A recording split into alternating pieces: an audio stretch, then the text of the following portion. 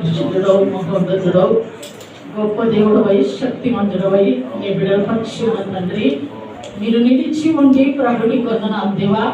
ప్రతి వాటిలో నుంచి జయమిచ్చి నడిపించి తండ్రి మీ కొందనాలు. మీ బిడ్డలను ఆయన మీరు ఎన్నుకొని నిలబెట్టుకొని తండ్రి మీకు స్తోత్రాలు. ప్రతి వాటిని ఆయన జయించటకు మీరు ఇచ్చిన కృపను బట్టి మీకు స్తోత్రాలు చెల్లిస్తున్నాను. బిడ్డల పైన దాడి చేసిన ప్రతి బలహీనతలను, ప్రతి మరణ స్థితిని యేసు రక్తంలో కాల్చినట్టు నాన్న ఇది మొదలుకొని నాన్న నీ బిడ్డలు నీ సన్నిధికి తీర్మానం కలిగి ఉన్నారు ప్రభువా. నాన్న మీ కొందనాలు తండ్రి. లోకమును జయించుటకు, లోకమున వాటిని జయించుటకు నీ కృప మాత్రమే బిడ్డలకు దయచేయండి. కొందనాలు నాన్న మీ కొందనములు చెల్లిస్తున్నాను నాయన. ఇంతవరకు నాన్న మీ బిడ్డల పక్షమున మీరున్నారు తండ్రి. మీ కొందనాలు నాన్న. లోకంలో ప్రతిదీ నాయన ఎదుర్కోవటానికి నీ కృప దయచేయండి తండ్రి. అవును నాన్న, సేవకుడు అంటే మరణం అన్నావు తండ్రి.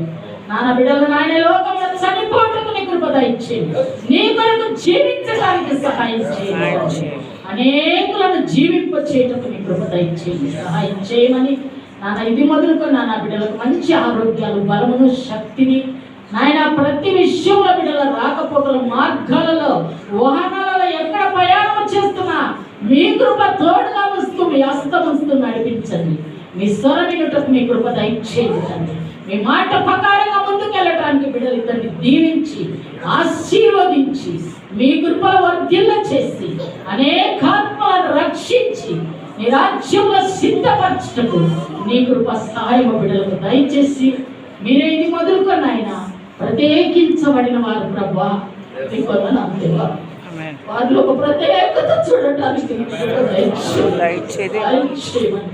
అన్ని విషయాలు మీరు తోడుంటూ ఇది మొదలుకొన్నానా బిడ్డలకు ప్రతి విషయంలో నాన్న మీ సహాయం అందిస్తూ, మీ ఆలోచనలు చెబుతూ, మీ స్వరం వింటూ, మీ మాటలు గ్రహిస్తూ ముందుకెళ్ళటానికి మీ సహాయం అనుగ్రహించి మయం పొందమని సహాయం చేయండి.